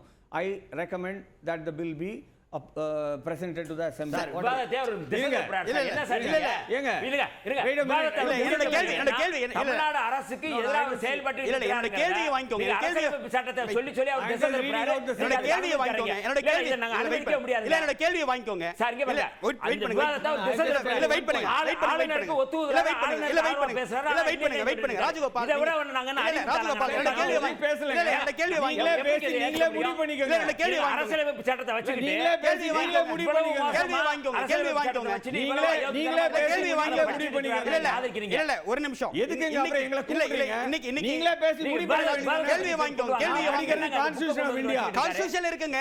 அதை இன்டர்பிரட் பண்ணது எல்லாமே தப்புன்னு சொல்லிட்டு உச்சநீதிமன்றம் சொல்லிருக்கு. ஏப்ரல் 8ஆம் தேதி தீர்ப்பு என்ன அதுதான் நான் சொல்லுச்சு சொன்னேன். உச்சநீதிமன்றம்? அதுதான் ஆர்டிகல் 200 அதுதான் ஆளுநர் சொல்றேன். இன்டர்பிரட் பண்ண விதம் எல்லா வகையுமே தப்பு. கான்ஸ்டிடியூஷன் ரீட் பண்ணது தப்பு. அவர் அரசியலமைப்பு நீங்க விரோதமா வந்து செயல்பட்டார். நான் ஒரு கேஸ அப்படிதானே பிரசன்ட் சொல்லுச்சு பண்றதுக்கே விடுறது இல்ல. உச்சநீதிமன்றம். அந்த கேள்வியை நீங்க judgment வாங்கிக்கோங்க. கொடுத்துறீங்க. அப்புறம் என்ன சார், இருக்கு இங்க பேசுறதுக்கு? பாருங்க. இங்க பாருங்க. ஆளுநருடைய நீங்க- செயல்பாடுகள் நீங்க தமிழ்நாடு wait பண்ணுங்க. மக்களுக்கும் இல்ல, தமிழர்களுக்கும் இல்ல, எதிரா இருக்கு கேள்வியை அப்படிங்கறத நம்ம சொல்ல வாங்கிக்கோங்க. வர்றது. Rajagopal, There's no point. இல்ல, There's no கேள்வி- point in discussing something. Sir, என்ன கேள்வி- சார் இவர் எதுக்கு எடுத்தாலும் மைக்க இல்ல, போனா இல்ல, என்ன ஒரு- அர்த்தம்? இது பாருங்க. இல்ல, ஒரு கேள்வியை எனக்கு குழந்தை வாங்கி- விளையாட்டு விவாதத்துக்கு வந்துட்டு இல்ல, ராஜகோபால் சார், ராஜகோபால் சார், இல்ல, wait பண்ணுங்க. இல்ல, ராஜகோபால் சார், என்கிட்ட பேசுங்க. மணியரசன் சார். இல்லங்க, என்னங்க திசை திருப்புறாங்க அதை Constitution வச்சுக்கிட்டு கொஞ்சம் படிக்கிறீங்களா? ஆளுநருக்கு ஆதரவு கொண்டு இல்ல, இதை வந்து நீங்க வச்சிட்டு இருக்கீங்க. சரி, பிரசன்னா. இதுக்கு எதிரா என்ன பேசணும் சரி, சொல்லுங்க. கருத்து ஏதாவது இருக்குங்களா? கருத்து இருக்குங்களா? கருத்து எதுவுமே இல்ல அவர்ட்ட. கருத்து இருக்குங்களா? நான் இன்னும் ரெண்டு லைனே பேசுறேன். இருங்க. இல்ல சார், நான் படிக்கிறது Please allow me. No, no, I think I will walk off. நீங்க அதாவது ஒரு பாயிண்ட் இல்லாம கருத்து சொல்ல வந்து வாக்கு ஒரே ஒரே line சொல்றீங்க நீங்க. இல்ல இல்ல. See, let me tell you one thing. சரி, சொல்லுங்க. இத பாருங்க. இல்ல, அமைதியா இருங்க, கொஞ்சம் அமைதியா இருங்க, பேசுங்க. No, no, I see. I have to present a case. நான் ஒரு கோர்ட்ல ஒரு லாயரா இருக்கேன்னு வெச்சுக்கோங்க. நான் கோர்ட்ல லாயரா இருந்தேன்னா நான் ஒரு 2 நிமிஷமாவது பேச தலைப்புக்கு வந்துருங்க சார். நீங்க உங்களுக்கு இடம் வாய்ப்பு தரேன் நீங்க. நான் கான்ஸ்டிடியூஷன்ல இருந்து படிக்கிறேன். இல்ல, நீங்க படிச்சிட்டே தான் இருக்கீங்க. ஒரு நிமிஷம். இல்ல, இல்ல, பிரசன்ன வெயிட் பண்ண அவர் கருத்து வாங்கிடு. இறுதி கருத்து வாங்கிடு. வாய்ப்பே கொடுக்கல. வர மணி வர இத பாருங்க, நான் முதல்லயே சொன்னேன் மணி பில்லுக்கும் மத்த பில்லுக்கும் வித்தியாசம் இருக்கு. சரி. மத்த பில் இருங்க சார். மணி பில்லை பொறுத்த வரைக்கும் ஆளுநருக்கு மீண்டும் அதை ரீகன்சிடரேஷனுக்கு அனுப்புறதுக்கு வாய்ப்பு கிடையாது. சரி. ஆகவே இந்த ஆளுநர் என்ன நினைச்சிருக்கலாம்னா அது இன்ட்ரோடக்ஷன் ஸ்டேஜில் நான் மெசேஜ் அனுப்பலாம். இருங்க, இந்த மெசேஜ் இது வந்து சட்டத்தில் நிச்சயமாக இது பற்றி எந்த ஜட்ஜ்மெண்ட்டும் சுப்ரீம் கோர்ட்லேயோ எதுவும் கிடையாது. இந்த மேட்டர் நிச்சயமா சுப்ரீம் கோர்ட் வரைக்கும் போகும். 6 மாசம் முடியும். இந்த அரசாங்கம் முடிஞ்சிரும். முக்கியமான இடத்துக்கு வந்து பாஸ் ஆகாது. வந்திருக்கீங்க. சரி, முக்கியமான இடத்துக்கு பிரசன்ன. இல்ல, இல்ல, பிரசன்ன. இல்ல, இல்ல, பிரசன்ன. நேரம் குறைவா இருக்கு, பிரசன்ன. மத்தவங்க வாங்கி தரணும். இல்ல, இல்ல, மணியரசன் நேரம் குறைவா இருக்கு, பிரசன்ன. உச்சநீதிமன்ற தீர்ப்பை எனக்கு படிக்க இல்ல, இல்ல, பிரசன்ன. இல்ல, இல்ல. அவர் எப்படி அந்த இல்ல, இல்ல. ஏங்க இல்ல, இல்ல, தவறா இல்ல, இல்ல, ராஜகோபால் சார், நீ போற தப்பு. இல்ல, ராஜகோபால் சார், நீ போற தப்பு. உங்களுக்கு பேசுறது வாய்ப்பு கொடுத்தேன்.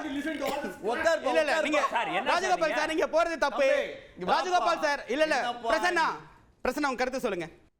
எனக்கு ரொம்ப ஒரு மன வருத்தத்திற்குரிய ஒரு சூழல்ல நீங்கள் நான் ஒரு தரமான விவாத அமைப்பு இது. நாங்கள் சீரியஸாக சொல்லதிகாரத்திற்குன்னு ஒரு தனி மரியாதை விவாத களங்களில் முதலிடம் பெறக்கூடியது. நாங்கள்லாம் படிச்சுட்டு வந்து சித்தாந்தத்தோடு பேசணும்னு நினைக்கிறேன். இப்படிப்பட்ட ஆட்களை கூட்டு வந்து அவர் என்னை மீன் விற்க வந்திருக்கான்னு சொல்கிறாரு. நீங்கள் அதை அனுமதிக்கிறீங்க? இல்ல, அதெல்லாம் அனுமதிக்கல நான். அதெல்லாம் அப்பவே நம்ம ஒரு விஷயம், அந்த இடத்துக்கு எங்களால் பேச முடியும். அவர் பார்த்து உனக்கு என்ன தகுதி இருக்குன்னு கேட்குறாரு. அவருடைய நோக்கம் என்ன? நாங்கள் கேட்டது ப்ரீ பர்மிஷனுங்கிற வார்த்தையை அவர் இந்த நிகழ்ச்சியில் பயன்படுத்தினார். ஆளுநருக்கு மேல மோசமான ஆள் இந்த ஆள். ஒரு சட்டமன்றத்துல வந்து அவமானப்படுத்துற நோக்கம் இல்லன்றதுனால அவரை பத்தி நம்ம தரமா பேச முடியாது. அவர் இருந்திருந்தா இன்னும் மோசமா பயன்படுத்தலாம். இந்த இடம் அப்படி அனுமதி. அவர் இருந்திருந்தார்னா அவர் இல்ல. அவர் இல்ல. அவர் இல்ல. இல்ல சார். தனிப்பட்ட நீங்க பேசுங்க. நோ. என்னை அவர் தனிப்பட்ட முறையில பேசினப்ப அத அனுமதிக்கல. நான் லைவ்ல அனுமதிக்க முடியாது. அவர் இருந்திருந்தார்னா இதை விட மோசமா பேசியிருந்திருப்பேன். சரி. ஒரு ஐஏஎஸ் அதிகாரி. தலைப்புக்கு வந்துருங்க. தலைப்புக்கு வந்துருங்க. ஒரு ஐஏஎஸ் அதிகாரி. தலைப்புக்கு வந்துருங்க. அதத்தான் சார் சொல்றேன். கான்ஸ்டிடியூஷனை படிச்சாரு நீங்களா? நான் கான்ஸ்டிடியூஷனை படிக்கிறேன். பில் ஆர்டிகல் 207ல தான் money bill. The special provision for finance bill in state legislature requiring the governor recommendation for bill, not bill, for bill. பா இந்த பார் சட்டமன்றம் இதில் நான் பில்லு போட போறேன், இந்த உனக்கு அனுப்பியிருக்கேன், உன் கவனத்துக்கு, அவ்வளோதான். நீ அதை திரும்ப அனுப்பவும் முடியாது, விவாதிக்கவும் முடியாது, உன் கருத்தை சொல்லவும் முடியாது. அதுதான் கான்ஸ்டிடியூஷன். அதுதான் கான்ஸ்டிடியூஷன். நான் இப்படி இருக்கலாம், அப்படி இருக்கலாம், அதற்காண்டி இப்படி இருக்கலாம். Provided the governor may as soon as possible after the presentation of him bill for assent return the bill if it is not a money bill. அது மட்டும் இல்ல, together with a message. Together with the message, Constitution says. இதெல்லாம் இவ்வளவு தெளிவா இருக்கு. IAS ஆபீசர்னு உட்காந்துக்கிட்டு பொய்யா படிச்சுக்கிட்டு இருக்காரு. எங்களை மீன் வைக்கவான்னு கேட்கறத அனுமதிக்கிறீங்க. இல்ல அதெல்லாம் அனுமதிக்கல. ரொம்ப மன வருத்தம் சார். ரெண்டாவது அவர் நிறைய விஷயம் பேசினார். இந்த ஆளுநர் என்பவர் யார் அப்படின்னா he is governed and controlled by home ministry. Home ministry யாரு? அமித்ஷா. அமித்ஷா யாரு? பிஜேபியினுடைய முகம். அப்ப பிஜேபிக்கும் கவர்னருக்கும் சம்பந்தமே இல்லைன்னா அம்பேத்கர் சொன்னாரு governor is the guardian of the constitution. அந்த வார்த்தை ரொம்ப புனிதமான வார்த்தை. அம்பேத்கர் ஒவ்வொரு வார்த்தையை செதுக்கிற போதும் அவர் சொல்றாரு யாராவது those who are tried to violate this constitution, he should be a guardian to safeguard this constitution. Each and every time this R.N. Ravi to took RSS note always violate the constitution. எல்லா இடங்களிலும் இந்த மனுவை எதுவும் பண்ண முடியாது. மணி பில்ல sir நாங்க எங்க மக்களுக்கு மாநில பணத்துல நாங்க நடத்துறதுக்கு ஒரு மசோதாவை கொண்டு வந்து ஒரு பல்கலைக்கழகத்தை கொண்டு வரோம். நீங்க அதை தடுத்து நிறுத்துறீங்கன்னா உங்களுடைய நோக்கம் என்ன? இல்ல அவங்க நிறுத்தல, சில கருத்துக்களை சொல்றாங்க. Okay fine. திரு அக்னீஸ்வரன், கடந்த காலத்துல ஆளுநரை இங்கே வச்சிருங்க, மாத்திடாதீங்க, அவர் எங்களுக்காக பரப்புரை பண்றாரு அப்படின்னு சொல்லிட்டு மு க ஸ்டாலின் சொன்னார். இதுவும் அதே மாதிரியான ஒரு இடத்தை தான் நோக்கி நகர்தா? இல்லை, அவரையே வச்சுக்கோங்க, எங்களுக்கான பரப்புரை செய்கிறாங்க அப்படின்னு சொன்னால், தமிழ்நாட்டிலிருந்து திராவிட முன்னேற்றக் கழகத்தினுடைய முன்னாள் மத்திய அமைச்சர் திரு டி.ஆர். பாலு அவர்கள் தலைமையில் இந்திய நாட்டினுடைய உள்துறை அமைச்சர் மீது அவர்கிட்ட போய் ஆளுநரை மாற்றிருங்க அப்படின்னு மனு கொடுத்தீங்களே, அது சரியா? அல்லது நீங்கள் ஏற்கனவே இந்த பொது நுழைவுத் தேர்வு, இன்ஜினியரிங் காலேஜ், அது மாதிரி சட்ட பல்கலைக்கழகம், இது எல்லாத்துக்கும் பொது நுழைவுத் தேர்வு வேண்டாம் என்று அனந்தகிருஷ்ணன் கமிட்டி ஒன்று போட்டோம். அதை 86 நாளையில் எங்களுக்கு மத்திய அரசு, அன்றைக்கு வீரப்ப மொய்லி அவர்களுடைய அமைச்சராக இருந்தவர், எங்களுக்கு காங்கிரஸ் அரசாங்கம் அனுமதி கொடுத்தது. ஆனால் இங்கே நீட்டு விலக்கு மசோதா 142 நாளாகியும் இன்னும் நிலுவையில் வச்சிருக்கிறாரு. ஆகவே எப்படி பொது நுழைவுத் தேர்வை ரத்து செய்தோமோ, மத்திய அரசு எங்களுக்கு அனுமதி கொடுத்ததோ அதே மாதிரி எங்களுக்கு கொடுக்க சொல்லுங்க என்று நீங்கள் பரிந்துரை கொடுத்துட்டு வந்தீங்கல்ல, ரெண்டும் நடந்ததா? நீட்டு விலக்குக்கு கொடுத்த மசோதாவும் நடக்கல. அந்த மனு மீது எந்த நடவடிக்கை எடுக்கிறாங்களா? நான் என்ன கேட்கிறேன்னா, நடவடிக்கை எடுத்தாங்களா இல்லையான்றது சொல்ல அங்க வரல. நானு நீங்க இதே ஆளுநரை மாத்த சொல்லி கொடுத்தீங்களே, 39 நாடாளுமன்ற உறுப்பினர், இன்னைக்கு 40 நாடாளுமன்ற உறுப்பினர் இருக்கீங்களே, அத மனுவை வாபஸ் வாங்கிட்டீங்களா? இன்னைக்கு இல்ல ஆளுநர் நல்லவர் தான், எங்களுக்கு பரப்புரை செஞ்சுட்டு இருக்கிறாருன்னு சொல்றீங்களே, அது சரியா? இன்னொன்னு இது மட்டும் சொல்ல, அண்ணன் வன்னியரசு அவர்கள் அங்க சொல்றாங்க, ஏங்க எத்தனை முறை தான் கொட்டு வாங்குறது அப்படின்னு சொல்லி. கொட்டு வாங்குறது அவங்க கொட்டு வாங்கிக்கிறட்டும், ஆனால் மாநில அரசின் மீது நீங்க சொல்லுதே, கரூர் சம்பவத்தின் மீது சிபிஐ கொடுத்திருக்குதே, அதுக்கு என்ன சொல்லுவீங்க?